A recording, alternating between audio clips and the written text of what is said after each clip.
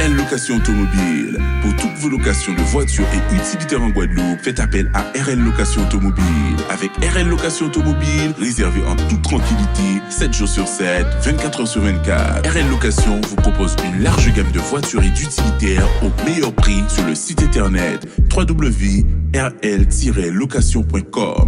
RL Location, c'est aussi l'assistance et la livraison. Pour tout renseignement, contactez-nous au 05 90 106 687. RL Location Automobile, la location en toute simplicité.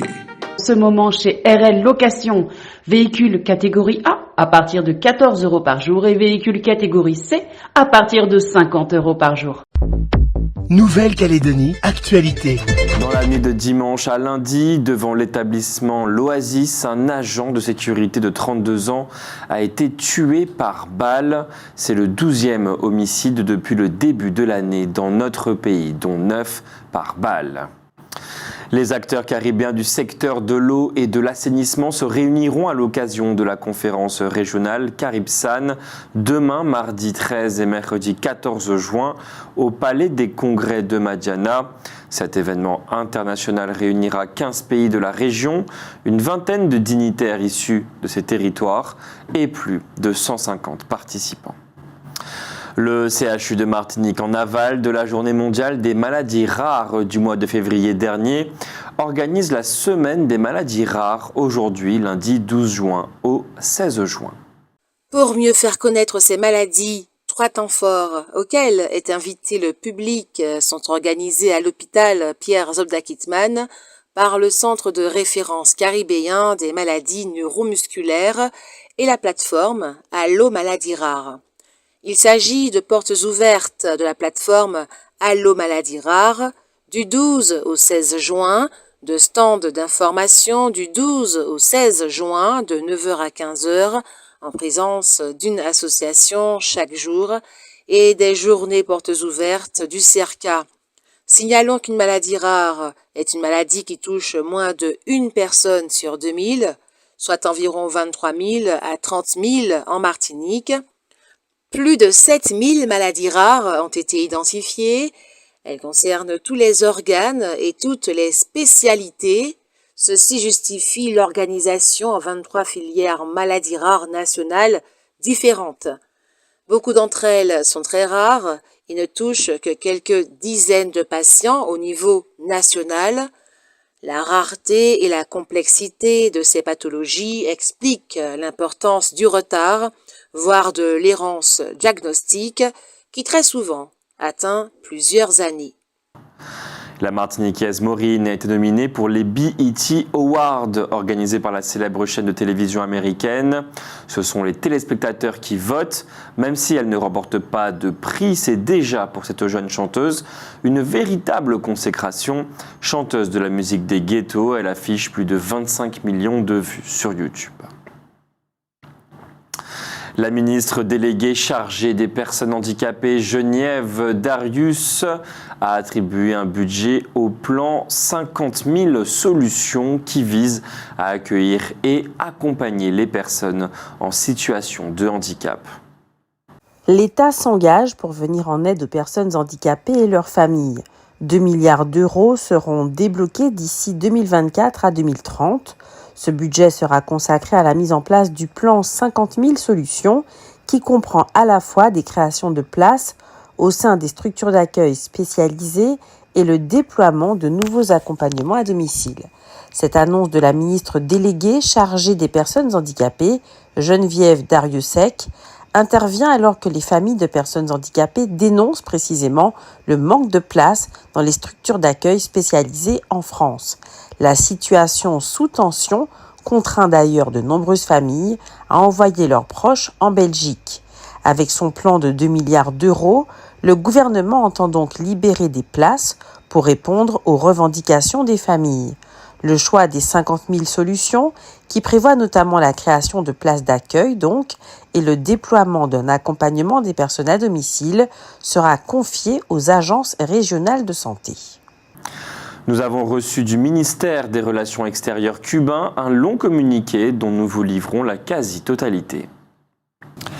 Ces derniers jours, de prestigieux artistes et intellectuels cubains ont été la cible d'agressions encouragées, promues et menées à bien par des éléments de l'extrême droite transnationale dans certains pays européens.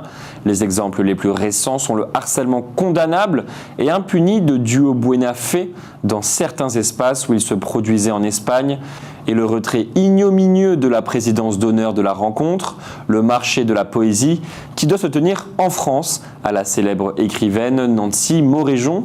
De telles manifestations de haine maladive ne sont pas nouvelles. Il y a quelques décennies, le peuple cubain et le monde furent témoins d'un acte de vandalisme scandaleux commis à l'encontre d'une œuvre du célèbre artiste Manuel Mandive, qui fut brûlée dans les rues de Miami, et d'attaques perpétrées contre les personnes qui assistaient à un grand concert du groupe Los Van dans cette même ville, sans que l'on puisse empêcher le spectacle. Le ministère cubain des Relations extérieures dénonce énergiquement les actes de nature fasciste commis contre les représentants de la culture nationale. Il rejette également les fortes pressions, les intimidations et le chantage auxquels ont été soumis les entrepreneurs, les promoteurs culturels, les propriétaires d'établissements et les entités culturelles étrangères qui avaient la responsabilité d'organiser les tournées et les prestations de nos artistes dans ces pays. Le ministère reconnaît qu'il s'agit d'événements isolés menés par des groupes minoritaires qui représentent des forces rétrogrades à l'idéologie néofasciste et qui reçoivent d'abondants moyens financiers de la part d'organisations au service de l'impérialisme dans le but évident de dénigrer la culture cubaine et nos artistes, de brouiller la mémoire historique et patriotique de notre peuple ainsi que son identité culturelle et de détruire la révolution cubaine. Sur presque toutes les scènes internationales où les artistes et intellectuels cubains se sont produits, même dans les pays dans lesquels des événements tels que ceux décrits ci-dessus ont eu lieu, ceux-ci ont reçu le meilleur des accueils de la part de l'immense majorité du public qui reconnaît en eux des ambassades des meilleures valeurs et expressions de notre culture. La culture cubaine, qui subit l'impact d'un blocus économique inhumain et illégal, est porteuse de messages de paix, de dialogue et de tolérance.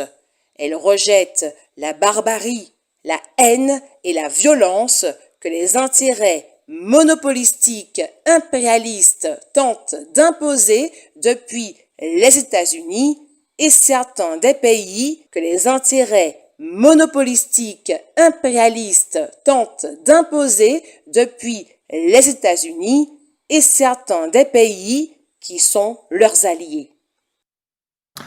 Lors du dernier conseil municipal, le maire des Anses-d'Arlé, Eugène Larcher, a démis 2 autres adjoints de leur fonction d'adjoint.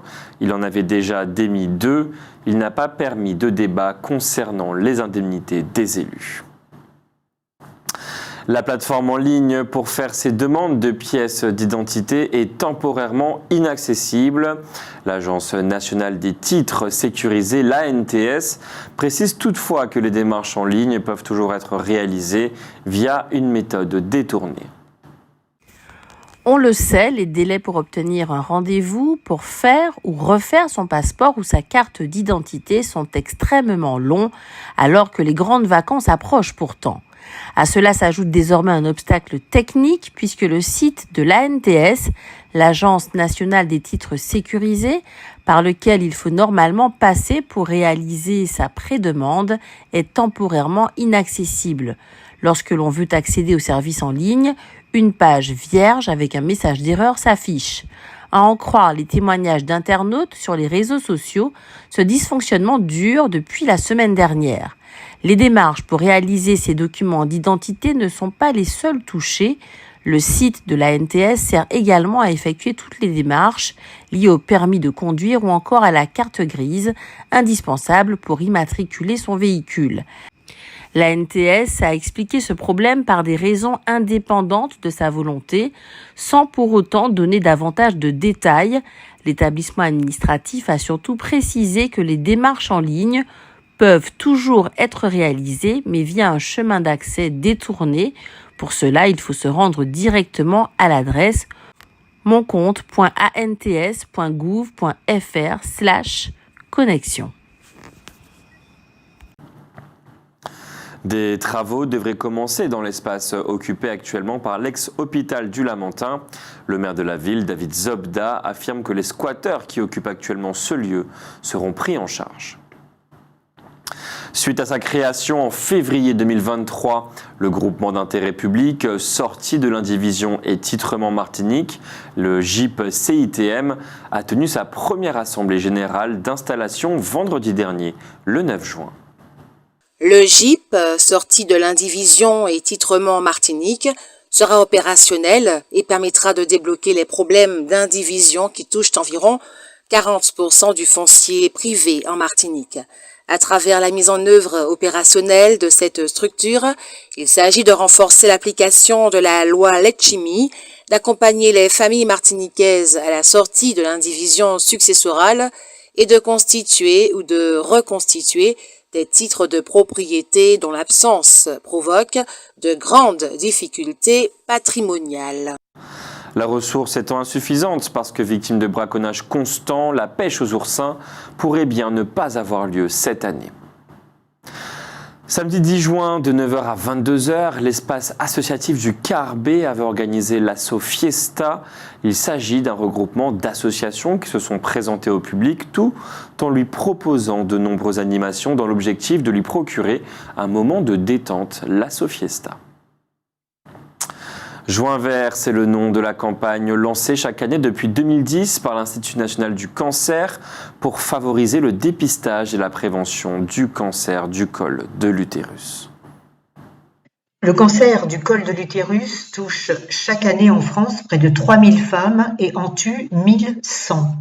Ces cancers sont principalement dus à une infection persistante d'une durée de 10 à 15 ans par des virus appelés papillomavirus humains, transmis par voie sexuelle.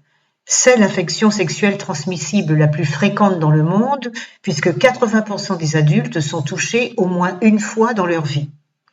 Si le plus souvent le virus est spontanément éliminé par l'organisme, il persiste dans 10% des cas, avec le risque d'évoluer en cancer. 90% des cancers du col de l'utérus pourraient être évités avec un dépistage régulier. Pourtant, c'est l'un des seuls cancers pour lesquels le pronostic se dégrade en France, avec un taux de survie à 5 ans en diminution. Il est responsable d'une mortalité prématurée importante, puisque dans un cas sur deux, il touche des femmes de moins de 51 ans. Pour lutter contre ce cancer, il existe une vaccination contre les papillomavirus, recommandée pour toutes les jeunes filles et tous les garçons de 11 à 14 ans, avec possibilité d'un rattrapage entre 15 et 19 ans. Par ailleurs, le dépistage par frottis pour toutes les femmes de 25 à 65 ans, vaccinées ou non, est pris en charge à 100% par l'assurance maladie et sans avance de frais, sur présentation aux professionnels de santé du courrier d'invitation. Mais tant la vaccination que le dépistage demeurent insuffisamment pratiqués.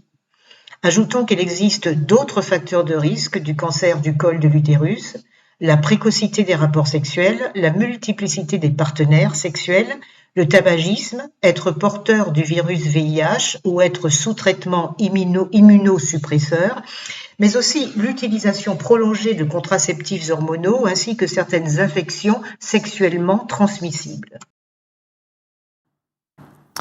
PIA a choisi Richard Barthéléry pour le représenter aux prochaines sénatoriales. Richard Birota sera soutenu par le RDM. L'alliance qui forme la majorité à la CTM présente Frédéric Duval, le maire de Trinité. Catherine Conconne sera candidate à sa propre succession. Par contre, l'autre sénateur, Maurice Antiste, ne devrait pas se représenter. Il ne se passe pas une année sans que nous filmions le spectacle de fin d'année de Natacha Pâtissier. Cette année, elle a mis en scène pas moins de 250 élèves de son école de danse de Rivière-Salée autour du thème « Le tour du monde en 80 jours ». Notons que ce professeur de danse est la seule de tous les Outre-mer dont des élèves ont pu intégrer l'Opéra de Paris, une fille et un garçon. L'ancien maire de la ville de Ducos a été condamné à 18 mois de prison avec sursis, 15 000 € d'amende et 5 000 € de frais d'avocat. Finalement, Teddy Riner devra partager son titre de champion du monde avec le Russe Tnal Tassouen. En réalité, ce dernier avait marqué 1 point avant le Français. Il avait donc été victime d'une erreur d'arbitrage. Nous avons reçu le communiqué suivant que nous vous livrons bien volontiers.